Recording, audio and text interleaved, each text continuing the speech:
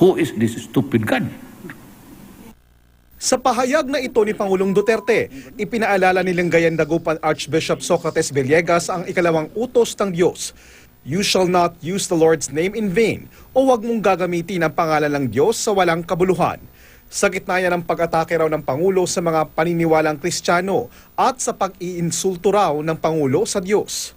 Sabi ni Villegas, napilitan daw siyang magsalita dahil baka raw maligaw ang mga tao sa mga kamaliang kanilang narinig. Ilang punto ang kanyang nilinaw sa mga turo ng simbahan na binatikos ng Pangulo.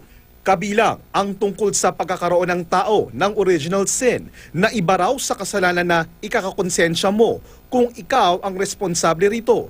Sabi ni Villegas, ang original sin ay bahid sa pag-iisip ng tao na nagdudulot ng kawalan ng tiwala at pagdududa sa Diyos.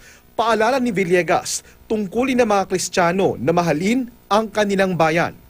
Pero kung magpapatupad daw ang estado ng mga batas at alituntunin na racist, sexist at mapanira sa buhay, tungkulin din daw ng mga Kristiyano na hindi ito sundin, na hindi makilahok at sa halip ay lumaban. Paalala niya sa huli, bawal ang duwag pero huwag makipag-away at gapiin ang kasamaan ng kabutihan. Para naman kay Bishop Pablo Virgilio David ng Diocese of Caloocan, baka absent ang Pangulo nang ituro ang katikismo sa Ateneo at San Beda. Ang kasalanan din daw sa kwento ni Eva at Adan ay ang pagnanasa ng tao na maging katulad ng Diyos. Pero ayon sa obispo, mas nalalayo pa sa Diyos ang mga nahuhumaling sa kapangyarihan. Ayon naman kay Senior Pastor Leo Carlo Panilio na founder ng Destiny Church, tila may hinanakit ang Pangulo laban sa simbahang Katolika dahil na rin sa ilang mapapait na karanasan nito. Ang religious group naman na Philippine Council of Evangelical Churches nasaktan daw sa mga pahayag ng Pangulo. Panawagan nila sa Presidente iwasan na ang anilay pag-iinsulto sa pananampalatayang Kristiyano. Hinikayat din nila ang Pangulo na makipagdialogo sa mga Christian leader. Maging ang mga pahayagan at media organizations sa ibang bansa, napukaw ang atensyon sa pahayag ni Pangulong Rodrigo Duterte.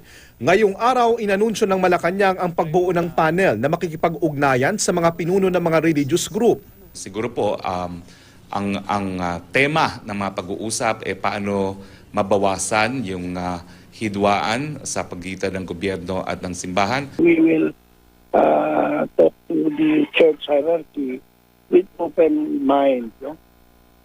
To accept also what their advice will be. The President is prepared also to listen. Ayon naman sa Presidente ng Catholic Bishops' Conference of the Philippines sa Davao Archbishop Romulo Valles, bukas ang kanilang samahan sa pakikipagdialogo. JP Soriano, Nakatutok, 24 Oras.